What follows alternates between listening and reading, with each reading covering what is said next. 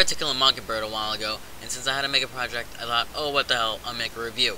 At least I remember this book, unlike the things they carried. The only thing I remember from that was the sheer perverseness of the lieutenant. So the gist of the story is that it follows Scout Finch, a little girl so filled with angst it makes Twilight look like My Little Pony. Hell, when I was her age, I was too busy trying to beat Super Mario Bros. 3 to get revenge on the guy who looked at me funny. Did I happen to tell you that this all takes place in Depression-era Alabama? So you know what that means? Racial segregation, which happens to be one of the cornerstones of this book, but strangely focuses on the lighter-skinned characters. Anyway, Little Miss Hate goes to school and generally lives life with her family that consists of her father, Atticus the lawyer, Jem the brother, and her dead ghost mother that only comes up in horrible fan fiction by lunatics. Her father ends up defending a Negro man who was accused of raping a woman. Now this is where the real sadistic fun starts, because once I read that this woman was white, he might as well have worn her shirt that says, "I'm gonna die." Supposedly raped woman belongs to a Yule family that pretty much consists of her average 1930s rednecks that when compared to Liberty Cable Guy, makes him look like James Bond. No, not that one. That one. He's that redneck. The one thing I really like about this book is that there's no goddamn sequel to worry about.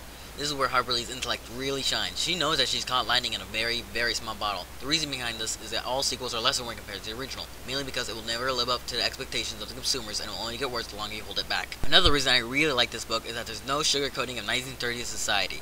You have to realize this is during the time the economy has sort of gone to hell and it wasn't going back for a long time. Whenever something goes wrong, it's either the Jews, Negroes, or immigrants that take the beating.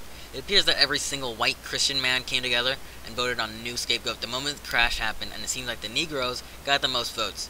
Then there was a small special group that blamed the Jews, but apparently everyone else forgot. The few bad things I have with this book mainly focus on its relatability to modern day. It's like an old Alzheimer's patient that once in a while snaps back into reality.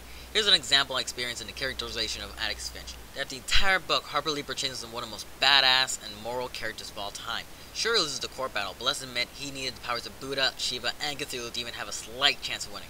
Also, right before the end, she tries to make him appear somewhat human by not understanding the sheriff, but it's too late. To me, he's the equivalent of all Transformers before Michael Bay screwed that up too. Now that I'm done with the bulk of my criticism, I have to move on with the themes. My god, the never-ending themes.